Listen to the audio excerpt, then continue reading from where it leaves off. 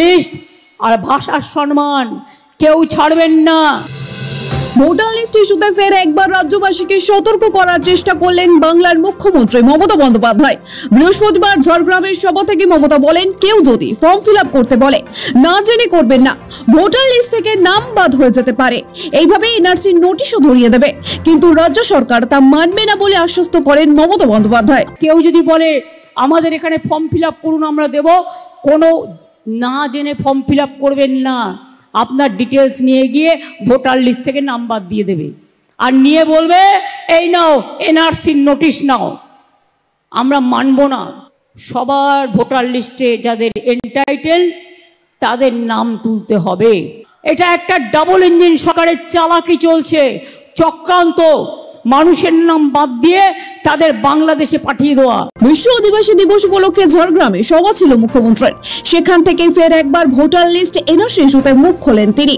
BJP নির্বাচন কমিশনকে নিশানা করে বলেন, কেন্দ্রীয় সরকারের একটা পরিকল্পনা রয়েছে, শুধু এপিক কার্ড থাকলেই আর হবে না, নতুন করে নাম তোলার চক্রান্ত চলছে।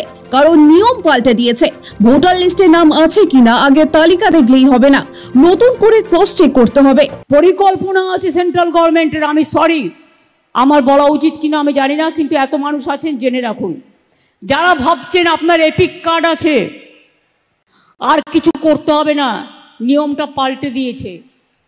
নতুন করে আবার নাম তোলার চক্রান্ত চলছে।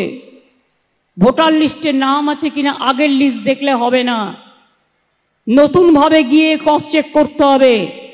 এই ইস্যুতে নাম না করে বিজেপি সরকারের বিরুদ্ধে ক্ষোভ উগরে দিয়ে মমতার প্রশ্ন, যারা আইন করছে তাদের সব নথি তথ্য আছে তো, তারা কি করে বুঝবে খেটে খাওয়া মানুষের কথা? যারা আইন করছে তাদের আছে তো, তারা সোনার চামচ মুখে দিয়ে জন্মগ্রহণ করেছেন, তারা কি করে বুঝবে খেটে খাওয়া মানুষের কথা? গত কয়েক মাসে একাধিক রাজ্যে বাংলাভাষী মানুষের উপর অত্যাচারের ঘটনা ঘটেছে বলে অভিযোগ তুলেছে তৃণমূল। খোদ মুখ্যমন্ত্রী বিষয়টি নিয়ে সরব হয়েছেন, মিটিং মিছিল করেছেন। ঝাড়গ্রামের সভা থেকেও তিনি ক্ষোভ প্রকাশ করেন। বিজেপি নেতা অমিত সাম্প্রতিক এক মন্তব্যে শোরগোল ফেলে দিয়েছে। তিনি দাবি করেছেন বাংলা আদতে কোনো ভাষা নয়। এর বিরোধিতায় চরম ক্ষোভ প্রকাশ করেছে বিভিন্ন মহল। বৃহস্পতিবার ঝাড়গ্রামের সভা থেকে সেই ইস্যুতে ফের মুখ খুলে বিজেপিকে অতীত টেনে কটাক্ষ করেন মমতা বন্দ্যোপাধ্যায়। মনে করান 10 টাকার নোটের কথা। আর বলছে বাংলা বলে কোনো ভাষাই নেই, অপদার্থগুলো। এদের কি বলবো বলুন, একটু ধৈর্য ধরুন। সব ব্যাপারে বিজেপির কোনো কাজ নাই, কোর্টে চলে যাচ্ছে, ভোটে যায় না কোর্টে, আর ভোট আসলেই নোট।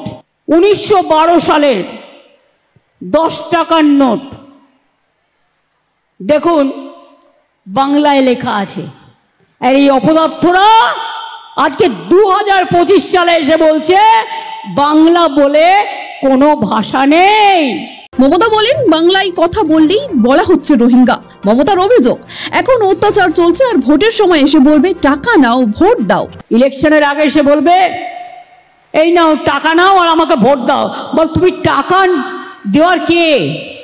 বাংলা ভাষায় কথা বললেই বলছে তুমি রোহিঙ্গা, তুমি বাংলাদেশি। বলুন তো আপনারা, কেউ যদি অলচিকি ভাষায় কথা বলে আমি তাকে বলতে পারি তুমি এখানকার লোক না, তুমি রোহিঙ্গা? আগামী বছরই রাজ্যে বিধানসভা নির্বাচন, তার আগে ভোটার তালিকা সংশোধন এবং বাঙালি হেনস্থা ইস্যুতে তোলপাড় রাজ্য রাজনীতি।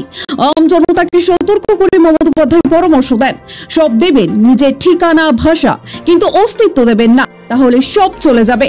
ব্যুরো রিপোর্ট, সময়, কলকাতা।